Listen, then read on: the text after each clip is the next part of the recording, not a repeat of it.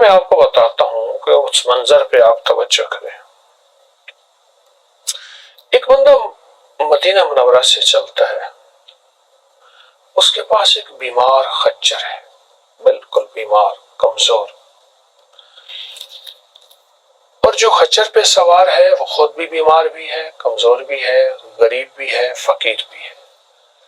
یعنی دوسرے لفظوں میں مانگتا ہے کہ اس کی مدد کی جائے، اس کا ساتھ دیا جائے، اس کی یاوری کی جائے، اس کی جیب میں کچھ ڈالا جائے، اور اس کے پاس اتنا نہیں ہے کہ وہ کسی غریب فقیر کی مدد کر سکے، اتنا نہیں، وہ خود مدد کا طالب ہے لیکن سوال نہیں کرتا، بالکل سوال نہیں کرتا۔ اور وہ مدینہ منورہ سے چلا ہے اور اس کی منزل نجف ہے، وہ علاقہ ہے، اس کے ساتھ ایک گاؤں ہے، ایک بستی ہے، وہاں رہتا ہے۔ مدینہ میں کیوں آیا تھا؟ مدینہ میں جو مدینہ کا گورنر تھا، اس کے دل میں آیا کہ اس کے پاس جاؤں اور کچھ مدد طلب کروں۔ آیا، کئی دن رہا۔ گورنر کو ایک دفعہ اس نے مسجد نبوی میں دیکھا، لوگوں کی فریادیں سن رہا، حکم جاری کر رہا۔ جب دیکھا کہ ایک طرف گورنر کو، ایک طرف حضور کے روضوں کو دیکھا، احساس ہوا کہ حضور کے روضے کے سامنے اور حضور کے سامنے میں اس گورنر سے سوال کروں، دکھ ہوتا ہے، میری حیا، میرا شرم گوارا نہیں کرتا، کیوں سوال کروں؟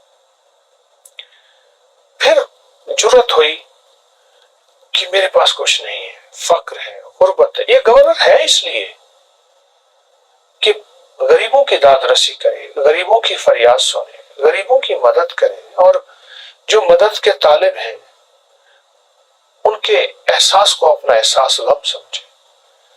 پھر ایک بار پھر موقع ملا، پھر حضور کا روضہ یاد آیا۔ اسی کشمکش میں اسے پورے 40 دن گزر گئے، اور پتہ نہیں کیسے اس نے پیٹ بھرا، اور اپنے خچر کا پیٹ کیسے بھرا،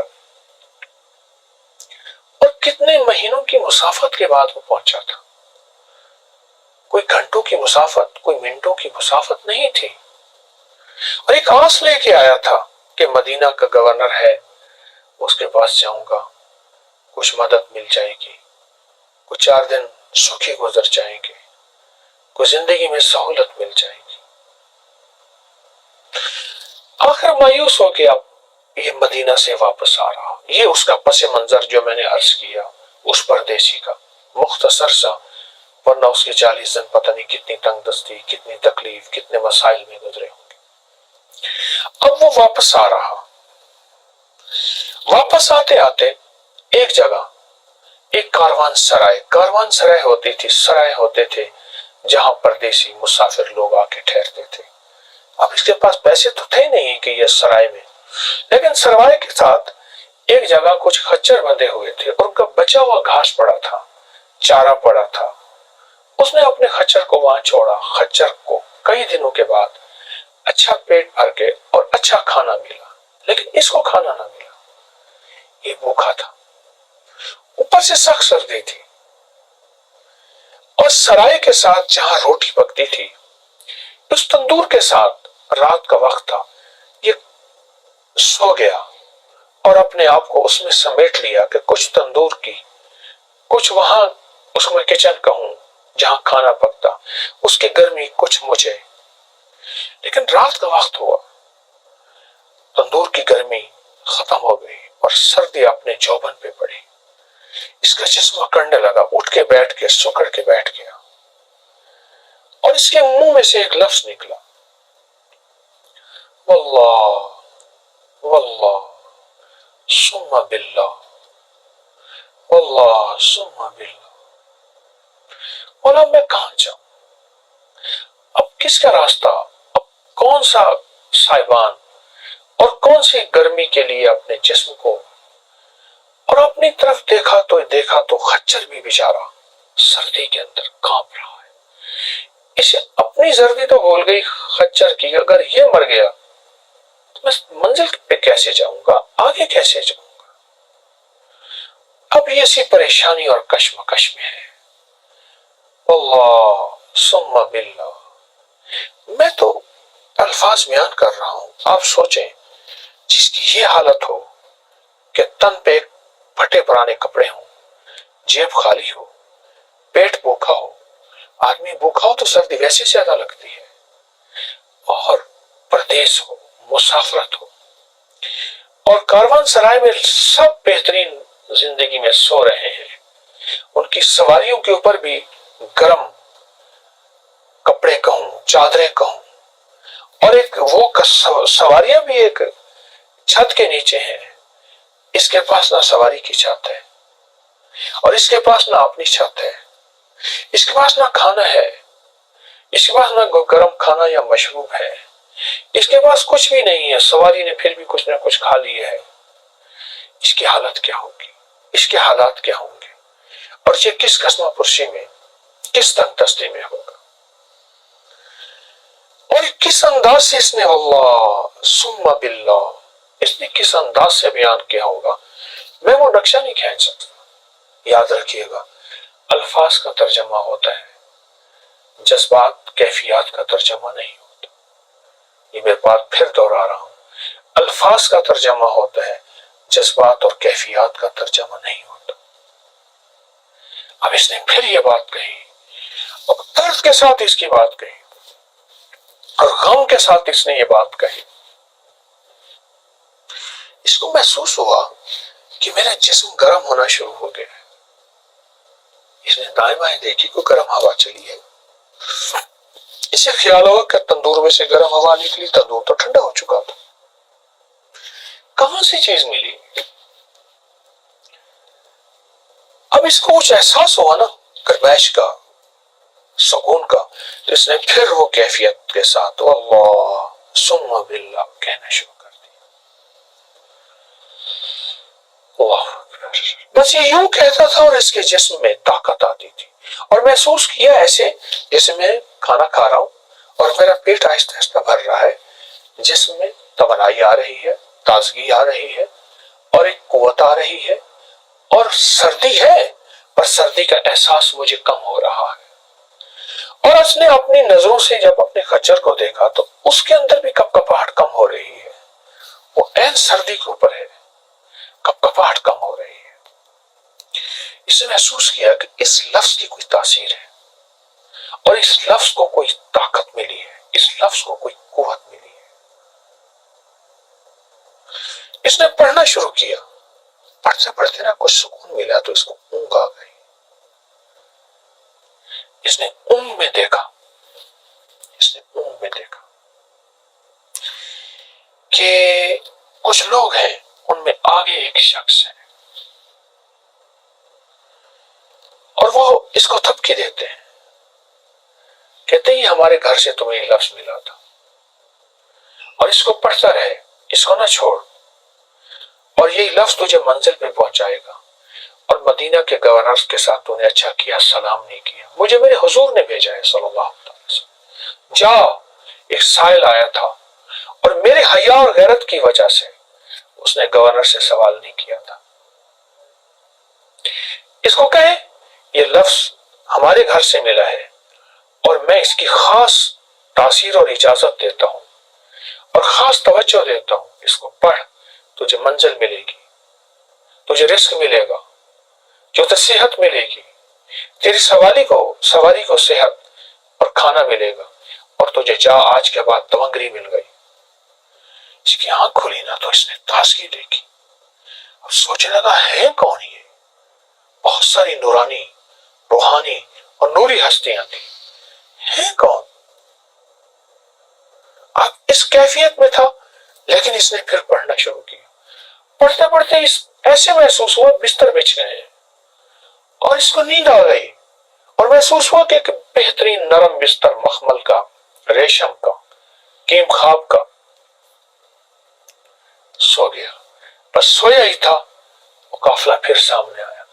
کہا ہمارا نام پوچھتا ہے، ہم سارے بقی کے رہنے والے ہیں، آل رسول ہیں، اصحاب رسول ہیں. اور پھر ایک ایک کا نام بتایا، اور جو نام بتا رہے تھے وہ امام حسن تھے رضی اللہ تعالی عنہ، سلام اللہ رضوان اللہ تعالی علیہ اجمعین۔ امام حسن تھے۔ فرمایا تجھے یاد ہے کہ تیرا والد ایک دفعہ ہمارے پاس آیا تھا اور ایک دم اس کا نقشہ کھینچا کہ اس کا والد ہے، امام حسن کی خدمت میں حاضر ہوا اور ان سے عرض کیا میرے حالات درست ہو جائیں۔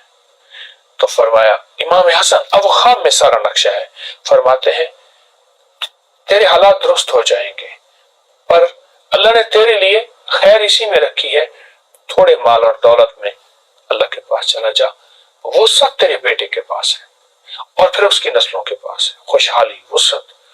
اور یاد رکھ تیرا بیٹا مدینے آئے گا، 40 دن یہاں گزارے گا، حضور کے حیا اور شرم کی وجہ سے، غیرت کی وجہ سے کسی سے سوال نہیں کرے گا۔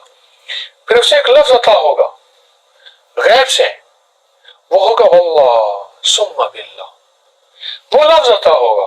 اس لفظ کے بعد اس لفظ کو اس کی وجدان کی کیفیت میں عطا ہوگا، درد کی کیفیت میں عطا ہوگا، لیکن پہلے اس کی آزمائش لی جائے گی 40 دن، غربت سے، تنگ دستی سے، بیماریوں سے، دکھوں سے، نہ کھانا، نہ دوا، نہ پینا، نہ سکھ، نہ آرام، لیکن وہ ہمارے مدینے میں باوقار ہو کے رہے گا اور حرمت مصطفیٰ، عزت مصطفیٰ کا خیال رکھے گا، پاس کرے گا اور ان کا لحاظ رکھے گا۔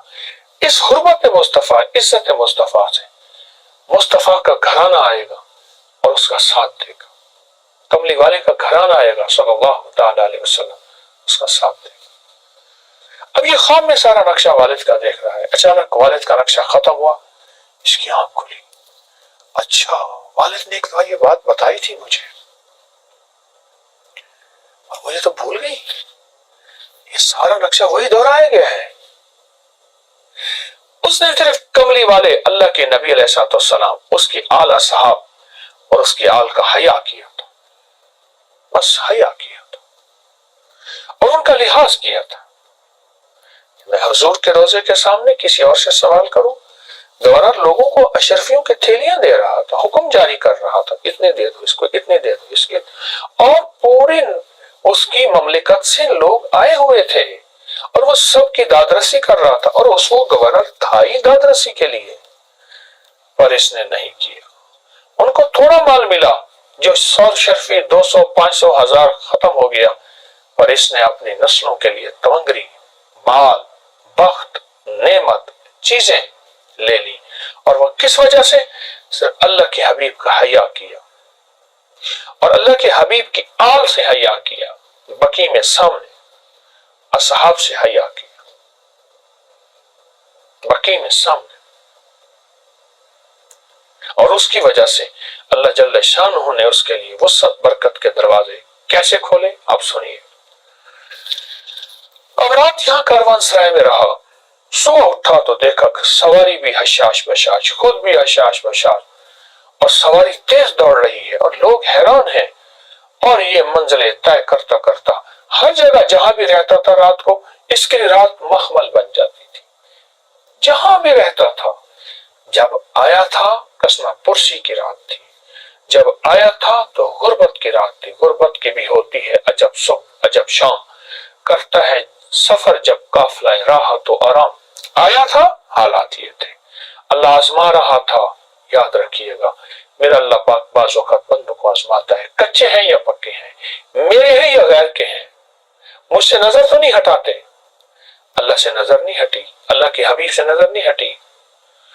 اب جہاں بھی رات گزر رہی ہے، دن ہے، طرح طرح کے میوے کھانے کو مل رہے ہیں، لوگ خود بخود لا رہے ہیں، سلا رہے ہیں اور اس کو بستر دے رہے ہیں، ہر بندہ اس کو استقبال کر رہا ہے ایسے جیسے جانتا ہو، اور یہ ہر بندہ اس کا دوست ہو یا اس کا اپنا ہو یا اس کا بھائی ہو۔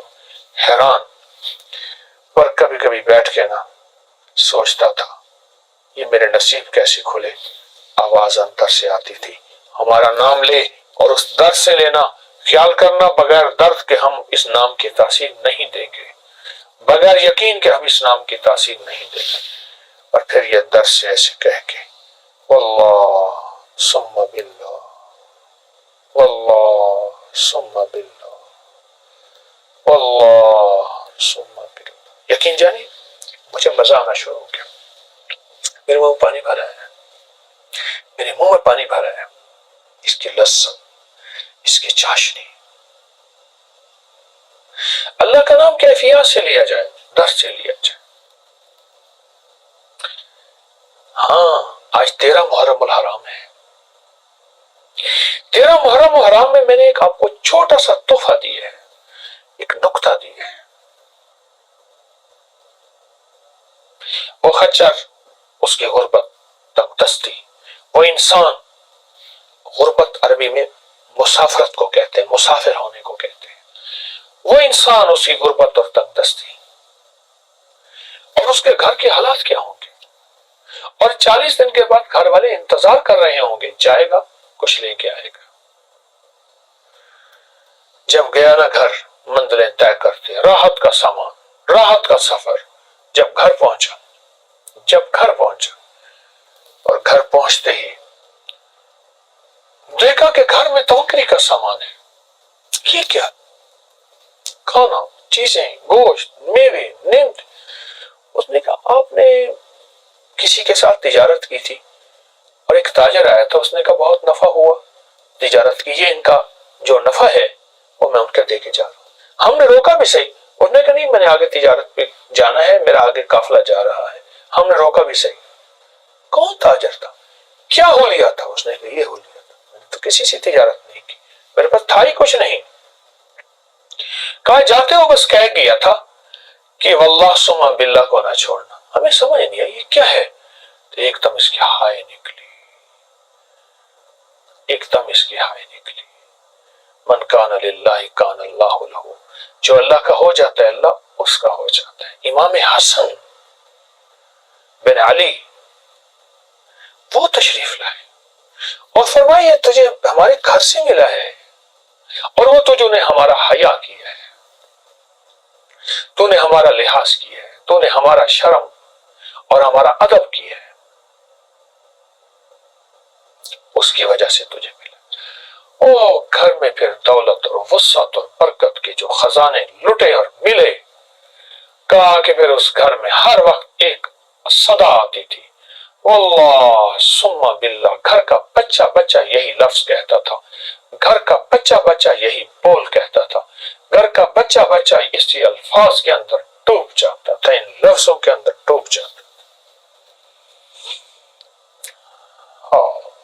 نبی علیہ الصلوۃ والسلام کا حیا، ان کے ساتھ ادب شرم، اور ان کی اعلیٰ صاحب کے ساتھ، آل رسول کے ساتھ، اصحاب رسول، اللہ اس کا صلہ دیتا ہے۔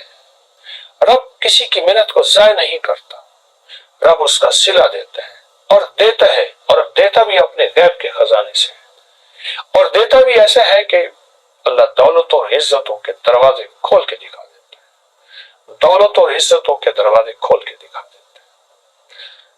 اس راستے کو اپنا لے، اس منزل کو لے لے، یہ راہیں سچی ہیں، اور انشاءاللہ کامیاب ہوں گے، دنیا میں، آخرت میں، رزق میں، لذت میں، صحت بھی ملے گی۔ یہ بہت بڑا واقعہ ہے، اور اس کے اندر بہت بڑا راز ہے۔ واللہ ثم باللہ۔ جزاک اللہ۔ السلام علیکم ورحمۃ اللہ۔ اس ویڈیو کو لائک کریں، شیئر کریں اور سبسکرائب کریں تاکہ آئندہ آنے والے سب وظائف آپ تک پہنچ سکیں۔